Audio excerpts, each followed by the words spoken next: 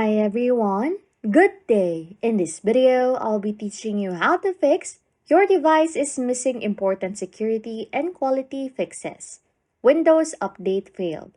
Okay, first things first, initiate Windows Update. This method suggests initiating Windows Update to allow the system to download and install the necessary security and quality fixes. After restarting the update process, it advises restarting your PC to complete the installation of updates. And, as simple as it is, hopefully this fixes your problem.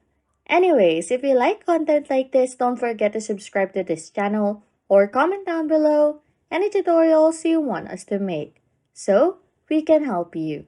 And that's it. You can now fix your device is missing important security and quality fixes. Windows Update failed. Okay? Thanks for watching and happy scrolling.